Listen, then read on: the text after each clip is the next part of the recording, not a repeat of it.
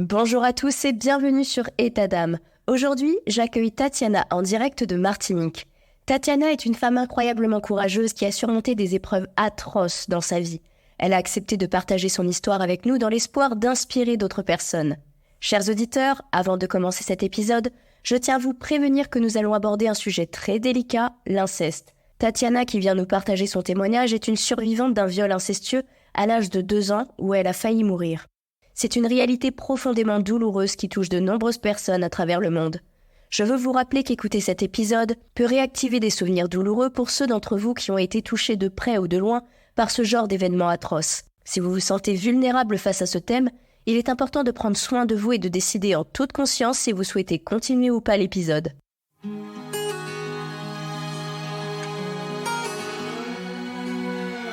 Bienvenue, chers auditeurs, dans une toute nouvelle saison d'État d'âme.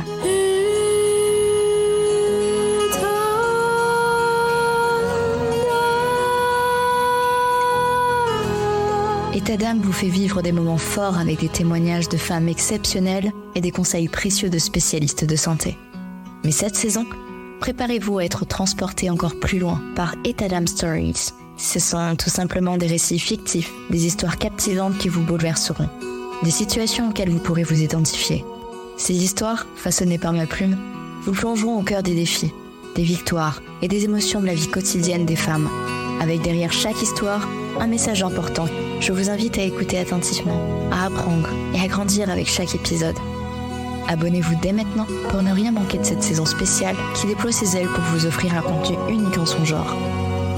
État d'âme Stories. Chaque histoire est une leçon, chaque femme est une source d'inspiration. Restez à l'écoute, vous êtes sur État d'âme.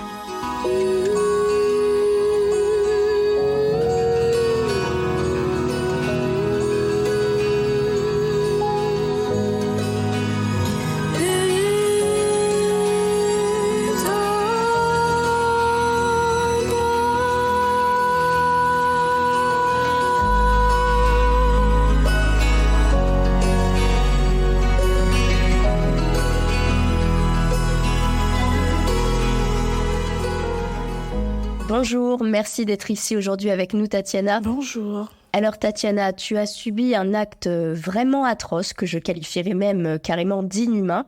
Tu étais âgée d'à peine 2 ans.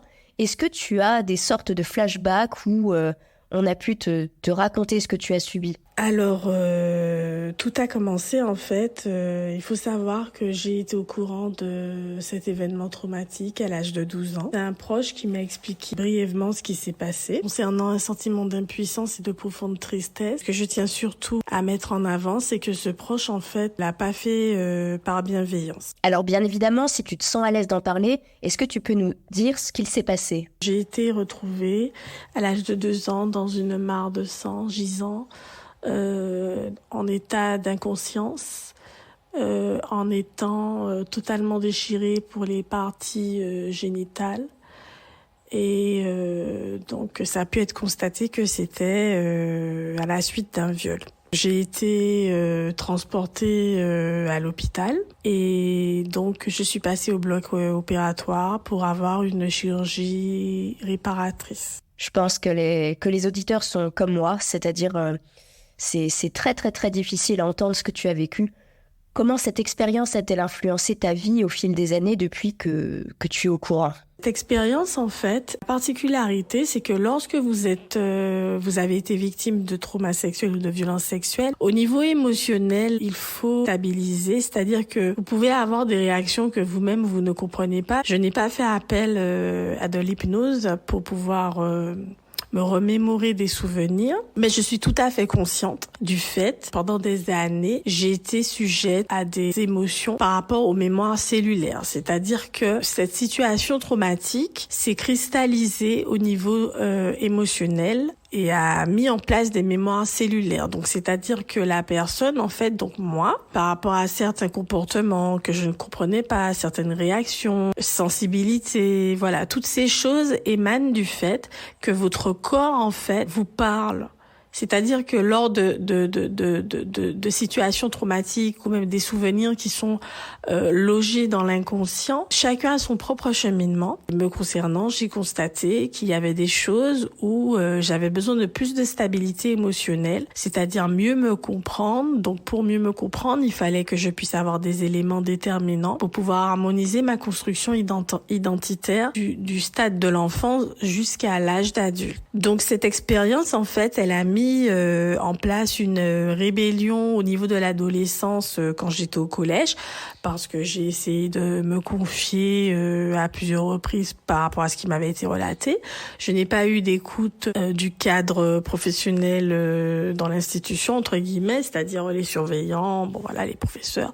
Je n'ai pas eu d'écoute, bien au contraire, beaucoup de préjugés et de jugements avec les propos culpabilisants, vos réactions et tout ça. Sortir du silence, déjà, c'est pas facile, c'est un pas énorme, en tout cas ce que tu as fait. Tu as trouvé la force et le courage d'en parler et malheureusement, tu tombes sur ce genre de réaction. Comment tu t'es sentie ? Alors, une profonde amertume parce que c'était quand même un cadre d'école privée. J'attendais mieux en fait au niveau éthique et même au niveau relationnel aussi. Parce que des personnes ne comprenaient pas certaines de mes réactions au niveau émotionnel, la sensibilité. C'est vrai que j'ai été aussi été élevée dans un cocon au niveau familial avec une surprotection, donc même au niveau de la sphère amicale, c'était difficile de pouvoir comprendre, de pouvoir cibler aussi cette éducation assez stricte et en même temps envahissante. Il y a eu aussi beaucoup de déceptions au niveau amical dans mon parcours. J'avais tendance à me confier à des personnes qui étaient pas forcément des personnes qui étaient aptes déjà à recevoir ces confidences et aussi bienveillantes par rapport à mon parcours et ce que je dégageais aussi.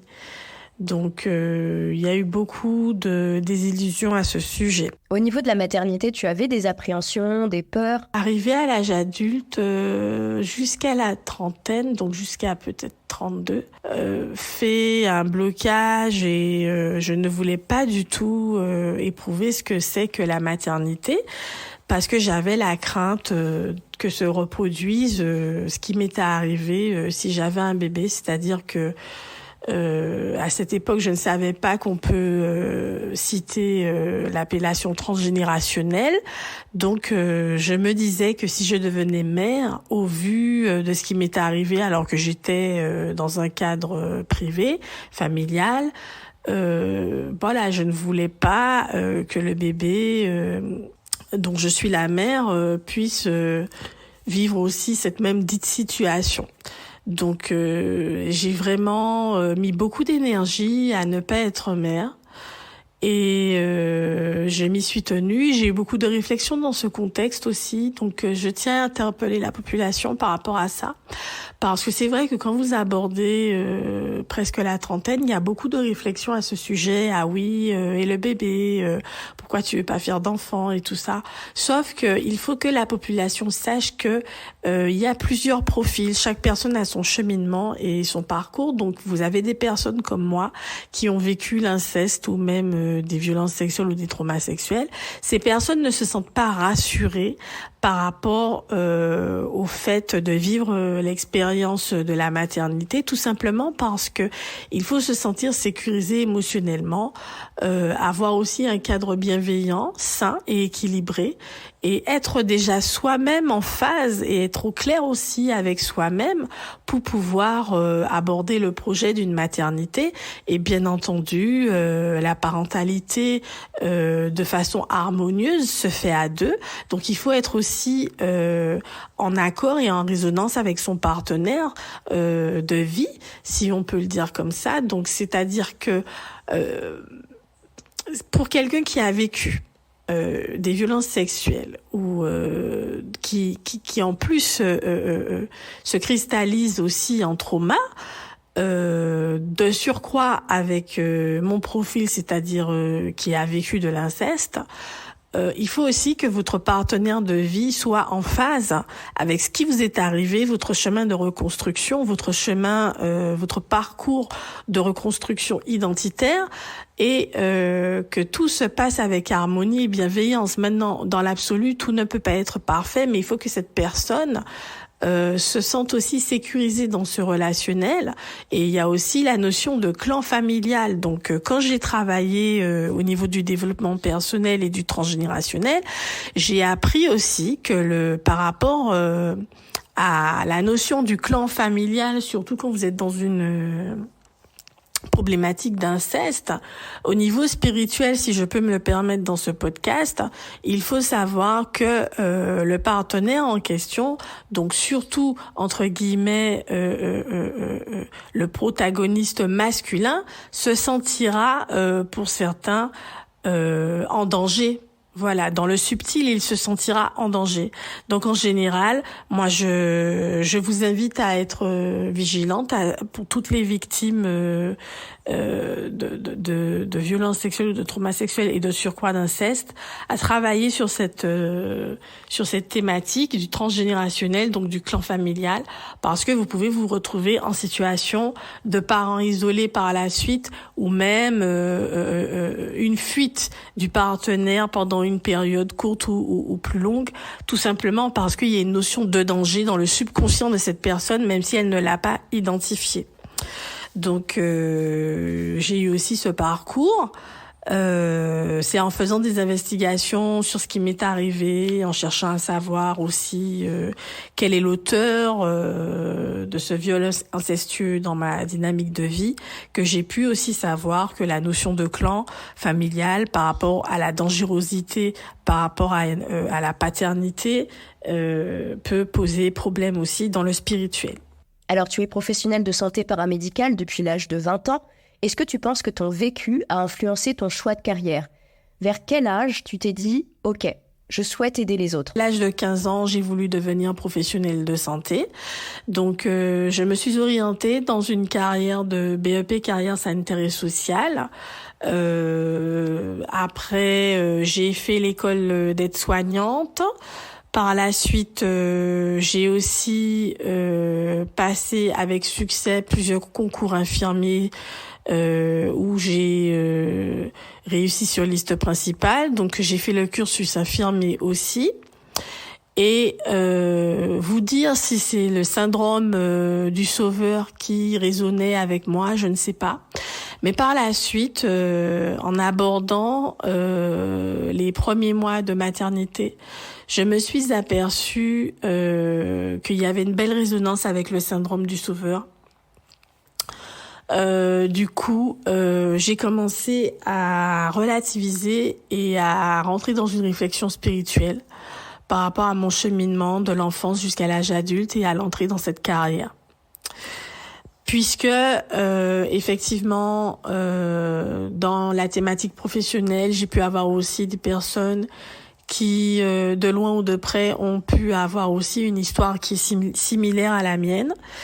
Et donc du coup, ça m'a permis de me recentrer, de me poser des questions afin de déclencher une conscientisation personnelle sur mon avancement, sur mes objectifs, mes ambitions, mon épanouissement, tant au sein de la maternité qu'au niveau individuel, afin que je puisse vraiment développer mon leadership, développer vraiment mon ikigai, c'est-à-dire ma mission de vie et d'âme, et pouvoir arriver à une renaissance que je vais aborder par la suite avec vous à la fin de ce podcast.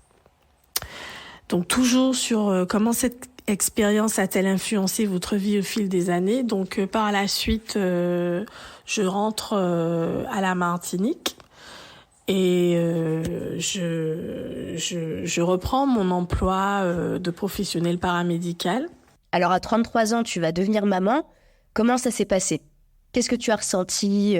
Voilà, raconte-nous un petit peu s'il y avait cette angoisse de la maternité. Est-ce que c'était toujours présent ? Est-ce que ça s'était calmé ? Donc à 33 ans, je deviens mère. Donc ressurgit cette angoisse de la maternité, du devenir, de la notion de dangerosité par rapport au clan familial.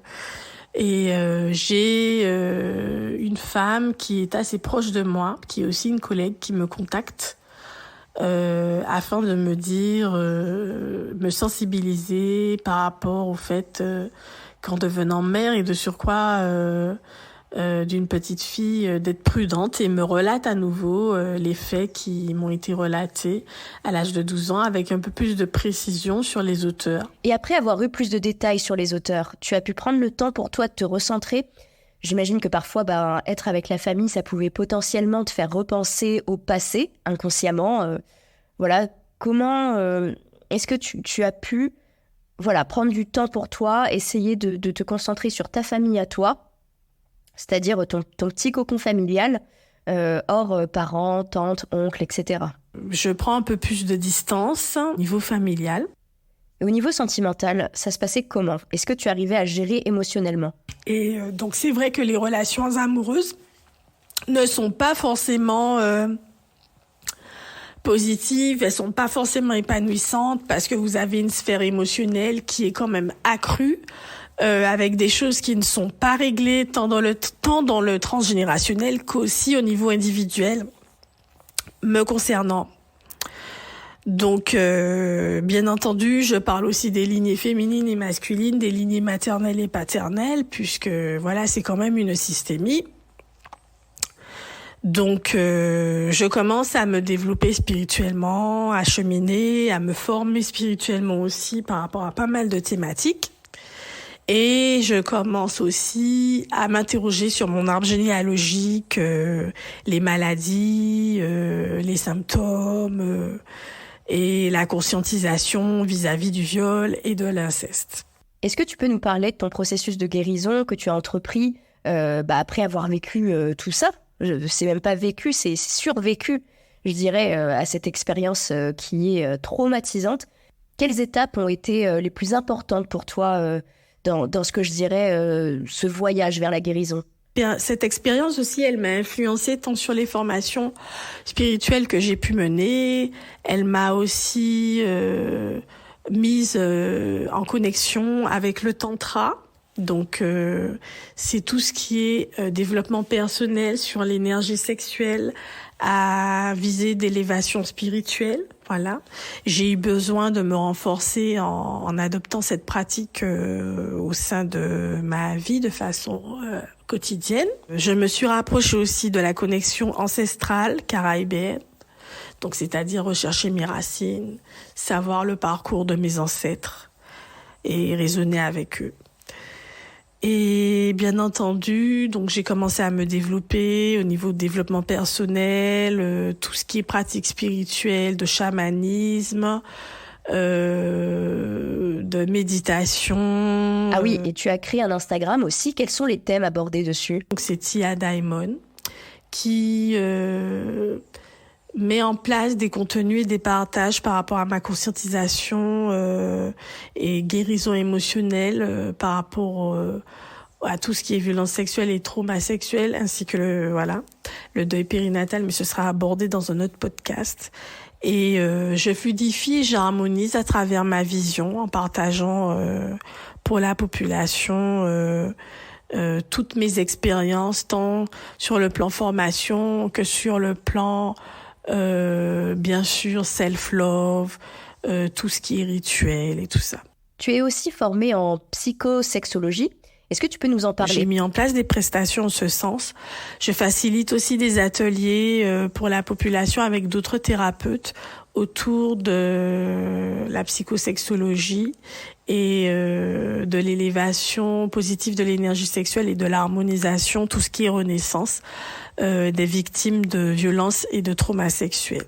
Pour toi, Tatiana, quels ont été tes défis spécifiques ?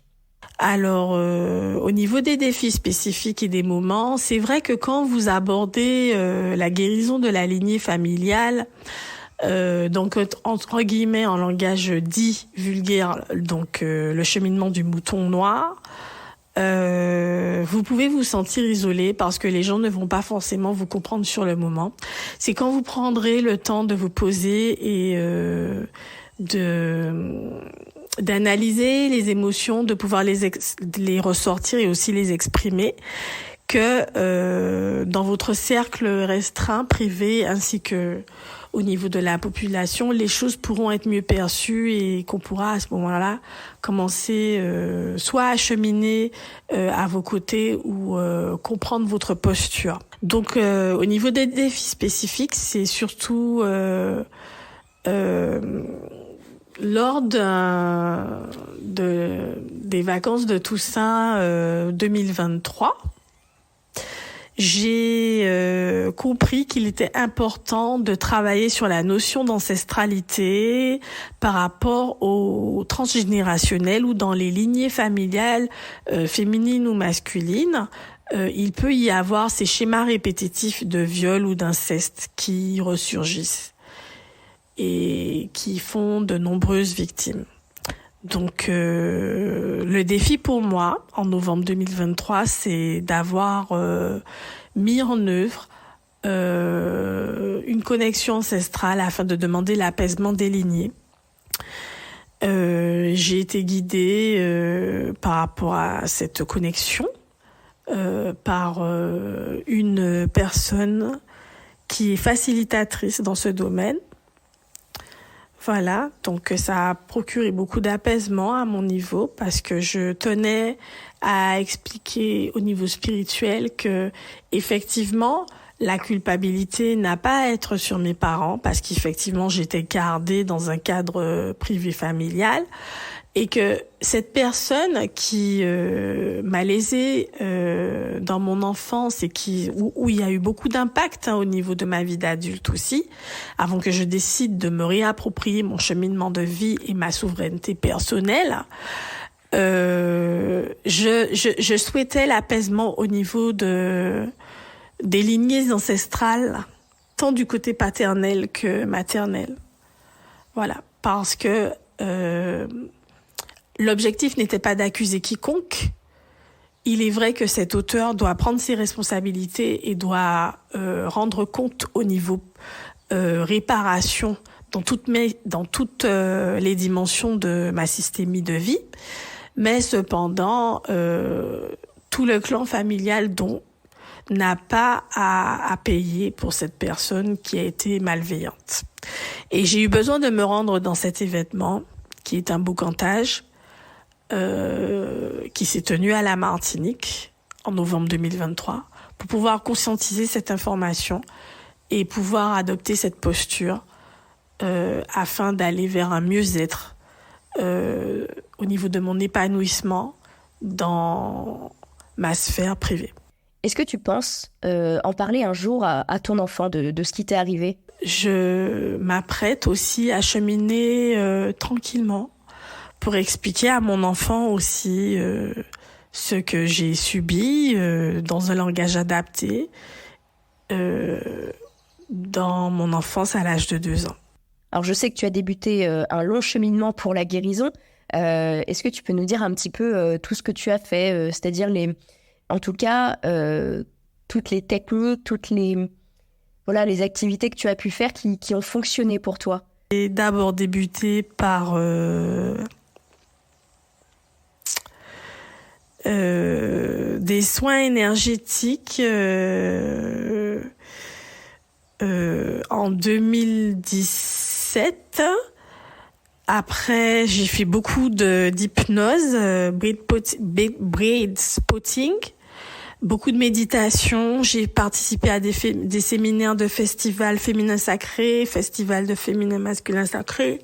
J'ai effectué des séminaires mensuels sur une période de plus de 6 mois de tantra en présentiel.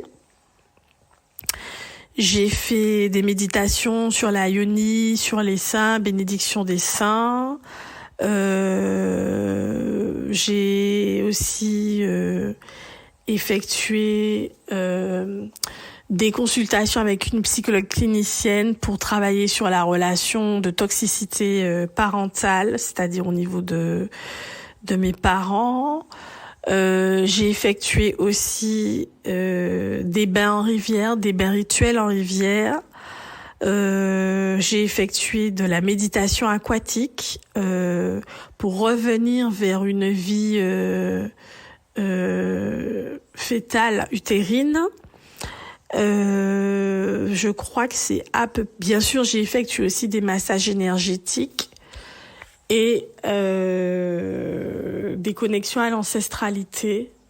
Et je me suis rapprochée aussi de la spiritualité caribéenne qui est maintenant l'un des piliers de ma systémie de vie.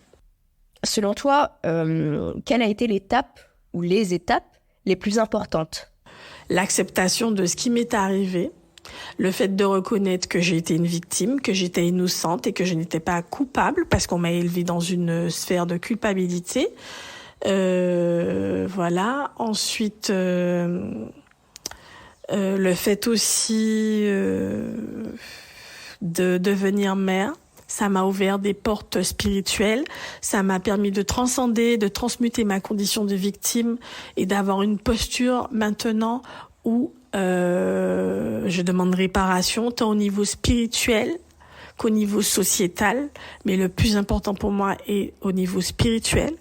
Le fait aussi de travailler aussi sur la notion de pardon par rapport à mes parents, c'est-à-dire le fait de comprendre qu'ils ont fait comme ils ont pu avec ce qu'ils avaient et de ne pas les pointer du doigt, au contraire de travailler sur la relation de pardon et de développer cette connexion ancestrale afin d'apaiser les deux lignées. Ce qui m'a aussi permis d'aller vers ce voyage de guérison, c'est le fait de prendre la parole et de pouvoir verbaliser ce que j'ai vécu, de pouvoir faire reconnaître à mon niveau personnel, c'est-à-dire avec humilité, faire passer à la population le message que toute personne qui est victime de viol ou d'inceste ou même de violence sexuelle ou de trauma sexuel n'a pas à se sentir coupable. Elle est légitime de libérer la parole, elle est légitime de vouloir actionner une démarche judiciaire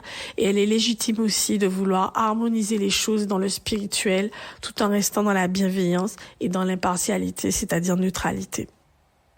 Et le fait aussi de ne plus me nier, de me réapproprier mon cheminement de vie, de me réapproprier mon histoire, que ce ne soit plus les autres qui la racontent à ma place, mais que ce soit fait par moi, avec mes mots, avec la fluidité des émotions au moment T, et bien sûr la conscientisation que quel que soit votre parcours, quelle que soit votre situation initiale, le plus important, c'est l'énergie d'amour et de bienveillance et de paix intérieure que vous envoyez vers vous afin de pouvoir élever vos vibrations et d'atteindre votre objectif de vie avec harmonie. Le soutien de ton entourage, est-ce qu'il a joué, je dirais, un rôle crucial? Comment ces personnes ont-elles contribué à ton rétablissement ou non? Donc le soutien de mon entourage, en fait, quand j'étais petite, on m'a beaucoup accablée, beaucoup pointé du doigt, comme si c'était le bébé de 2 ans qui était fautive. Les personnes, en fait, en ne me relatant pas ce qui m'était arrivé, pensaient que j'allais avoir un autre avenir, alors que pas du tout. Et à 12 ans, lorsque ça m'a été relaté, ça a eu un effet boomerang, bombe à retardement. Et je n'ai pas du tout été accompagnée de façon efficiente vers une guérison émotionnelle. J'ai plutôt été coucounée, surprotégée, voilà. Oui, effectivement, j'ai pu voir un professionnel, mais je pense que chaque victime a le droit de choisir son professionnel. Et quand on est dans une sphère de surcroît d'enfance, ce n'est pas évident de choisir son professionnel. Donc, arrivé à l'âge de 40 ans, j'ai effectué une consultation avec une psychologue clinicienne afin d'harmoniser ma décision et j'ai déposé un dépôt de plainte par rapport à cet événement que j'ai vécu en 1982. Par la suite, 2 mois après, j'ai su que j'étais enceinte, Donc voilà, et grâce à mon fils, en fait, j'ai eu le courage de pouvoir prendre position et affirmer mon statut de légitimité par rapport à ce qui m'était arrivé, et de libérer la parole tant sur le plan investigation au niveau de la démarche de plainte, et bien sûr au niveau de la population, c'est-à-dire la transmission d'une ancienne victime par rapport au fait qu'elle ait été lésée dans une sphère sexuelle. Bien sûr, dans le but de pouvoir aider les autres victimes à s'épanouir et à harmoniser leur sphère de vie. Donc en fait, j'ai ma sœur qui a 4 ans de moins que moi, qui m'a beaucoup épaulée, qui m'épaule toujours dans tout ce que je mets en place pour la population. Bon, c'est vrai que j'ai dû expliquer à certains de mes proches ma posture et ma vision des choses afin qu'ils comprennent bien, et ils prennent de mes nouvelles régulièrement pour savoir comment je vais, comment je me porte, et les choses sont fluides. J'ai aussi des collègues qui voient mon évolution et sont enchantés du parcours que j'entreprends dans la transmission à la population et pour la conscience collective au niveau de la guérison émotionnelle. Donc ces personnes aussi qui sont des collègues sont aussi des personnes qui me soutiennent. Bien sûr, quand vous parlez de notion de rétablissement, alors le rétablissement, en fait, il se situe pour moi dans le fait de m'apporter de l'amour, de m'apporter aussi de l'attention, de prendre des moments de détente, de plaisir et d'épanouissement, afin de toujours rester centré, ancré, et bien sûr d'être en paix intérieure et de toujours être au clair avec ce que je veux exprimer et ce que j'ai envie de vivre. Quel conseil tu peux donner à d'autres personnes qui ont vécu des expériences similaires à la tienne et qui cherchent tout simplement à surmonter les traumatismes de leur passé, ou qui subissent malheureusement actuellement ces atrocités et qui ont peur de sortir du silence? Alors moi, à ces personnes qui ont vécu des expériences similaires, qui cherchent à surmonter leur traumatisme de leur passé ou qui subissent actuellement ces atrocités et ont peur de sortir du silence, tout d'abord, moi, je leur dirais de faire tout leur possible pour s'extirper de cette situation.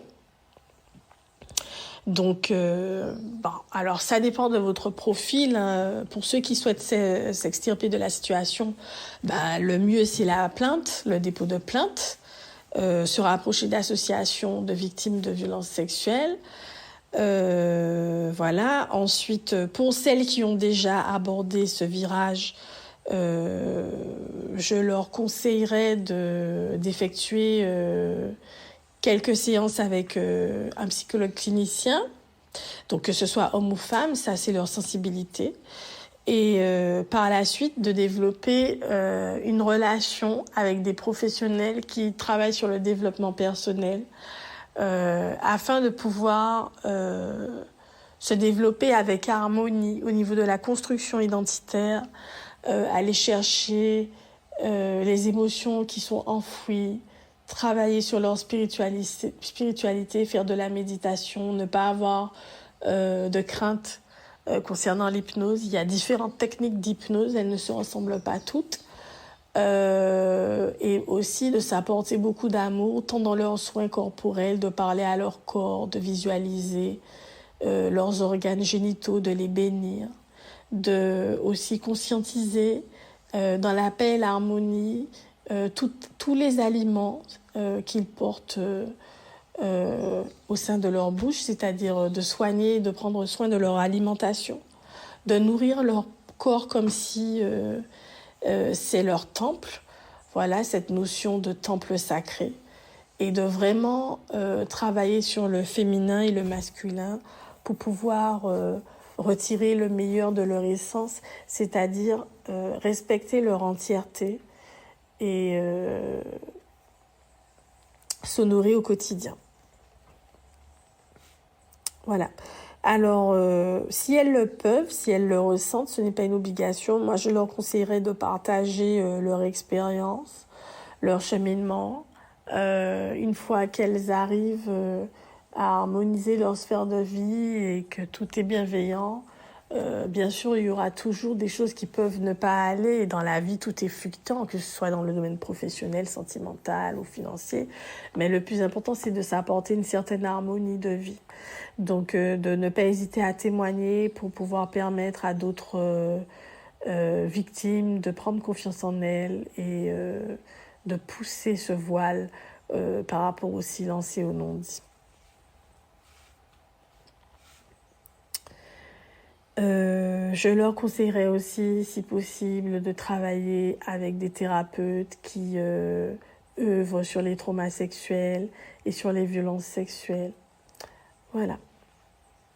L'écriture aussi est importante car elle permet aussi de déposer les émotions, de pouvoir analyser des choses sur lesquelles on n'aurait pas porté attention. C'est-à-dire que vous prenez un cahier et vous déposez les émotions, les ressentis. Vous pouvez y aller plusieurs fois par jour, ou bien soit le matin ou soit le soir, comme vous voulez. Ça vous sert aussi de poubelle émotionnelle. Donc à ce moment-là, il faudra prendre les feuilles et les brûler par la suite, ou sinon simplement déposer en écrivant et en conscientisant votre cheminement, votre parcours. Je tiens à véhiculer que vous pouvez avoir de l'écriture avec des propos qui soient négatifs, que vous avez besoin d'extérioriser, mais à ce moment-là, à la fin, il faudra brûler les feuilles tous les jours. Et concernant les propos et les arguments concernant votre cheminement, si ce sont des propos positifs, vous pouvez les garder ou les brûler comme vous le voulez. Alors, je tiens aussi à vous dire que vous pouvez vous accompagner de lithothérapie. Donc, vous avez le quartz rose qui apporte de la douceur. L'huile essentielle de rose aussi a de très très belles vibrations et au niveau aromathérapie, c'est celle qui a la plus haute fréquence. Au fil de ton parcours, quelles sont les réalisations ou les moments qui te rendent particulièrement fière de la personne que tu es devenue aujourd'hui ? Au fil de mon parcours, déjà la première chose, c'est le fait d'avoir eu l'opportunité et l'honneur d'être une mère parce que je fais partie des personnes qui estiment que l'âme m'a choisie. Ensuite, je suis vraiment très heureuse de pouvoir contribuer à la conscientisation de la guérison émotionnelle pour la population. Je suis aussi très fière du fait d'avoir pu rejoindre un cursus de praticienne en psychosexologie où je m'épanouis et pouvoir désormais proposer ces accompagnements à la population. Et je suis aussi très fière du fait que je transmets au niveau ancestral la vision spirituelle de nos aînés à mon enfant. Voilà. Et bien entendu, par rapport à cette situation de victime où on ne cessait de m'accabler dans le cadre familial, et même au niveau social, je suis très fière de ma posture, je suis très fière aussi d'avoir relativisé tout ce parcours et d'avoir repris cette souveraineté personnelle par rapport à mon histoire de vie. Il est évident que je ne suis plus la même personne. J'ai atteint une forme de renaissance que je continue de peaufiner jour après jour. Ça a changé beaucoup de choses dans ma vie, ce travail personnel, ce développement personnel. Et c'est avec humilité et beaucoup d'amour, de paix et d'harmonie que je continue à me former pour pouvoir transmettre à la population avec bienveillance et neutralité. Parce que je tiens aussi à expliquer aussi aux personnes que il se peut aussi que parmi ces personnes qui se permettent de léser sexuellement, de heurter, de même, si vous voulez, provoquer une fracture d'âme chez les victimes lors de ces événements et situations traumatiques de viol ou d'inceste, dans ce long cheminement de conscientisation et de travail spirituel, si vous voulez, de façon éclairée, il se peut aussi que certaines personnes qui ont fait ce choix d'atteindre l'intégrité énergétique et physique de ces victimes et aussi la mienne, elles ont pu être aussi victimes dans leur enfance ou même à l'âge d'adolescence ou en tant qu'adulte. Donc la bienveillance est requise, la notion de pardon est requise, mais d'abord pour atteindre la notion de pardon, il faut d'abord passer par l'acceptation de cette dite situation. Et voilà, c'est à chacun de savoir s'il veut rester en bon terme ou en contact avec sa famille ou autre. Mais vous avez aussi effectivement le choix du pardon, vous avez le libre arbitre sur votre posture. Voilà. Mais voilà, je voudrais juste faire cette parenthèse pour vous dire aussi que il y a la notion effectivement de prédateur sexuel, mais il y a aussi la notion qu'une personne qui met en place un comportement d'infraction pénal à caractère sexuel peut être quelqu'un qui a été tout simplement aussi été victime durant son enfance ou dans son parcours de vie. Cela n'excuse en rien ce comportement, mais c'est juste quelque chose qu'il faut conscientiser sur une information sur laquelle il faut travailler quand vous voulez aller vers la notion du pardon. Eh bien, je tiens à te remercier pour avoir eu le courage de partager ton histoire avec nous aujourd'hui. Moi aussi, merci pour cette opportunité d'avoir pu échanger. Et c'est avec une belle harmonie et beaucoup de paix que je vous souhaite le meilleur. Et je vous souhaite aussi à tous ceux qui ont traversé ces moments ou qui traversent des moments difficiles de violence sexuelle ou de trauma sexuel, je vous souhaite de belles libérations. J'espère que cet épisode, en tout cas, pourra apporter du soutien et de l'espoir à ceux qui traversent des épreuves similaires. Si vous souhaitez échanger avec Tatiana, je mets toutes ces infos en description de l'épisode et vous pouvez également la retrouver sur Instagram. Je vous dis à très vite pour un prochain épisode. Vous étiez sur État d'âme, prenez soin de vous.